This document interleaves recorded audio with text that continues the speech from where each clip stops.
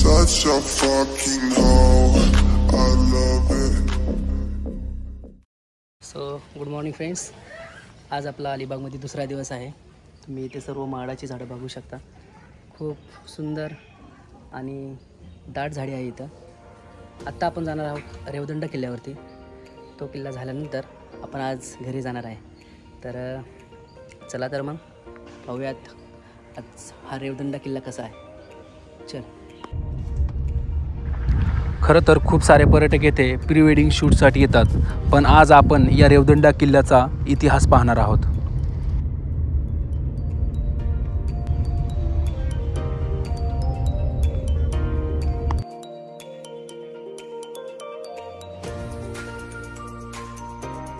कुंडलिका नदी अरबी समुद्राला जेथे मिळते त्या कुंडलिका खाडीच्या मुखावरती असलेल्या रेवदंडा गावाचा उल्लेख थेट महाभारत काळामध्ये सापडतो. त्या काळी हे गाव रेवती क्षेत्र म्हणून प्रसिद्ध होते. 15व्या शतकात रेवदंडा गावाचे महत्त्व ओळखून पोर्तुगीजांनी खाडीच्या मुखावरती किल्ला बांधला. किल्ला बांधताना संपूर्ण रेवदंडा गावभोवती तटबंदी बांधून किल्ल्याच्या कक्षेत घेतले. सो गाईज, फायनली आपण पोहोचलेलो आहे रेवदंडा फोर्टपाशी. आता तर ते अजून बंदच आहे. आपण थोडेसे लवकर आलो आहे. गाडी आपण इथे पार्क करतोय आणि थोडं वेट करतोय. आत्ता मुंबई पुण्याहून रेवदंड्याला जाण्यासाठी थेट बसेस आहेत. रेवदंडा बस स्थानकावर उतरून किनाऱ्यावरून गड पाहायला सुरुवात करावी. पोर्तुगीज कप्तान सोज याने 1528 मध्ये किल्ला बांधायला सुरुवात केली. त्यापूर्वी 1516 मध्ये पोर्तुगीजांनी कारखान्यासाठी इमारत बांधली. तिला चौकोनी बुरुज म्हणतात. हिची तटबंदी 1521 ते 1524 दरम्यान बांधली गेली. मित्रांनो, 1 तास झाला आपण इथे थांबलो आहे आणि आत्ता इथला एक जो गार्ड आहे तो इथे आला आणि म्हणला किल्ल्याची चावी जी आहे ती त्याच्या जो दुसरा कोणी पार्टनर आहे तो घेऊन मुंबईला गेला आहे. तर आता त्यांनी बॅकअपला दुसरी चावी बोलवली आहे. तोपर्यंत आपल्याला इथे थांबावं लागेल. मित्रांनो, सकाळ सकाळ खूप उत्सुकता लागली होती की हा रेवदंडा किल्ला कसा असणार आहे. त्यामुळे आम्ही खूप वाट पाहत होतो.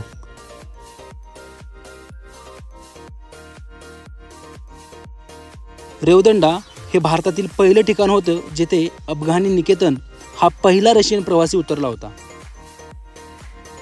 आणि मित्रांनो, आपण आतमध्ये आलेलो आहे.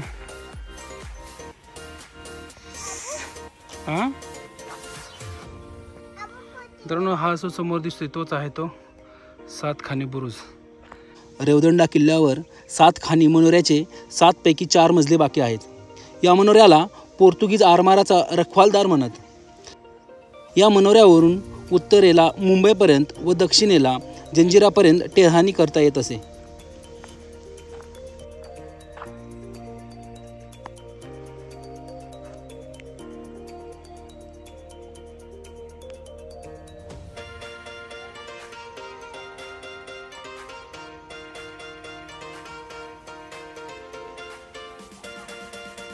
या किल्ल्याचा इतिहास म्हणजे 22 जुलै 1683 रात्री मराठ्यांनी रेवदंड्यावरती हल्ला केला, पण पोर्तुगीजांनी तो हल्ला उधळून लावला.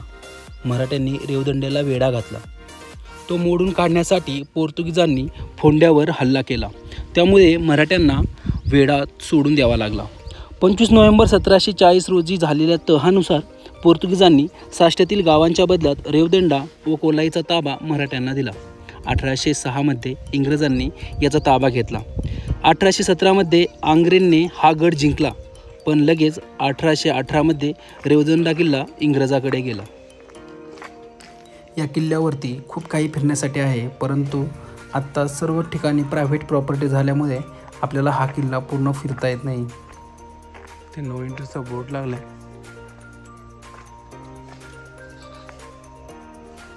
तुम्ही पाहू शकता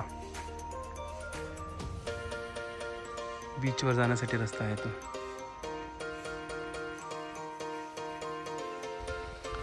भारतीय पौराणिक कथेनुसार हे ठिकाण पूर्वी रेवती क्षेत्र म्हणून ओळखले जात असे. इतिहासात असे बोलले जाते की भगवान श्रीकृष्णांनी हे स्थान बलरामाच्या पत्नीला त्याच्या विवाह सोहळ्यात रेवती म्हणून ओळखले आणि नंतर तिच्या नावावरून रेवती क्षेत्र असे ठेवले.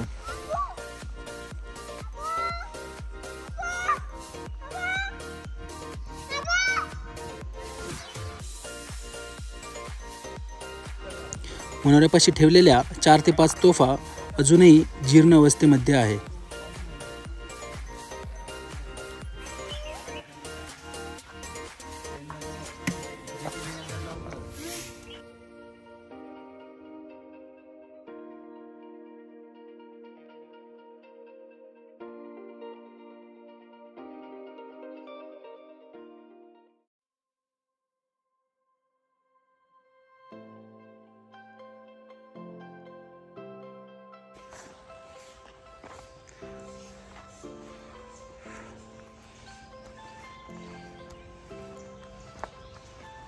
चला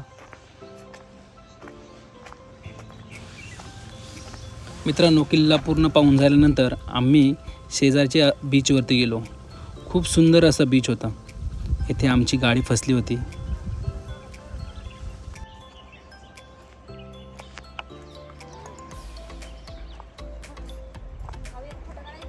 किल्ल्यावरील बाहेरील बाजूस असणारी तटबंदी खूप जीर्ण आणि पडक्या अवस्थेमध्ये झाली आहे.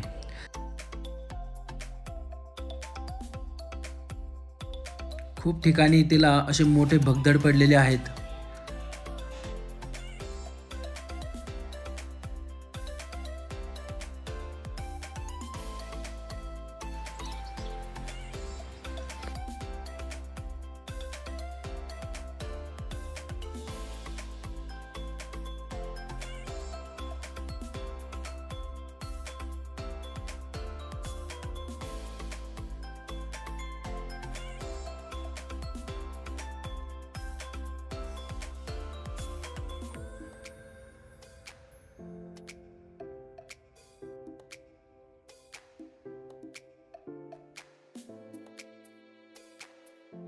फायनली मित्रांनो, आपण किल्ल्याची बाहेरील बाजू सर्व पाहिल्यानंतर आपण इथून रजा घेतली.